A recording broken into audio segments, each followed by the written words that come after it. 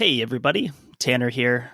We don't have a new episode to record this week, but we wanted to take just a few minutes of your time to share a message on the events, the genocide, to call it what it is, occurring in the Gaza Strip, and the increasing settler violence against Palestinians in the West Bank. If you follow us on social media, this should not be news to you. You already know our stance very clearly. We're firmly on the side of a Palestinian state, free of Israeli domination.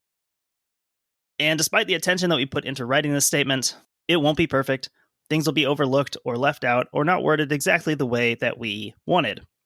But perfection isn't and shouldn't be a criterion for expressing an opposition to genocide.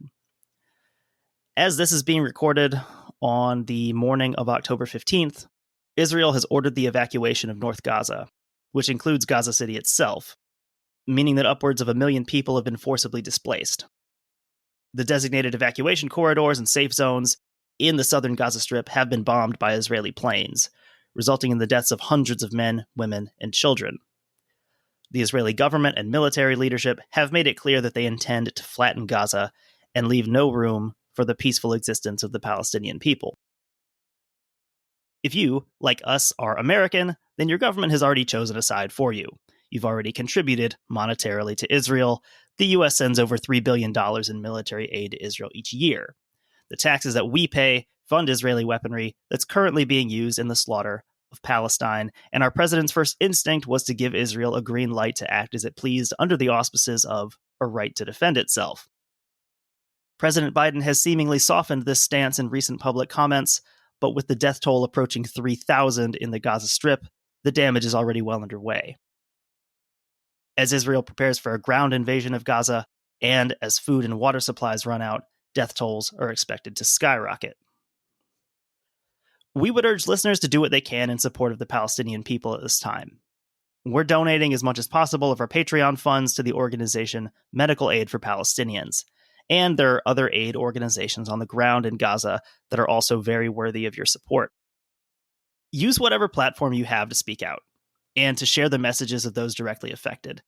Silence only favors the oppressor. If you don't feel comfortable or you don't feel knowledgeable enough to talk about it, then read and listen. In the modern age, it's very easy to educate yourself on these topics, and it's a cop-out, honestly, to claim that you don't know enough to oppose what's happening. And for all its faults, social media gives us the power to share and amplify voices that we would have never had access to before, and to join in a shared global struggle for the basic human rights that we all deserve. There's no shortage of literature on the topic, and we'll continue to share related resources.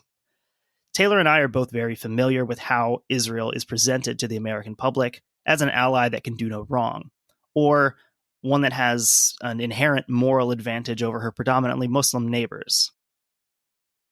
As horrifying as Hamas's recent attack on Israeli civilians was, Hamas is not Palestine, and Palestine cannot suffer collectively. In the aftermath of 9/11, we in the United States allowed ourselves to be drawn into decades-long conflicts for the sake of blind vengeance, and it was civilians who suffered the most for those actions. We also want to stress that we're not going to look at the Palestinian struggle from the comfort and safety of our own homes in the West and criticize the methods employed to fight for freedom. You cannot keep 2 million people in a cage and then call their reactions, violent though they may be, unprovoked. Since the Nakba of 1948, the people of Palestine have shown a faith, resilience, and fortitude that most of us can only aspire to. They haven't lost hope or given in to despair, and nor should we. From both of us, Palestine Hurrah, Free Palestine.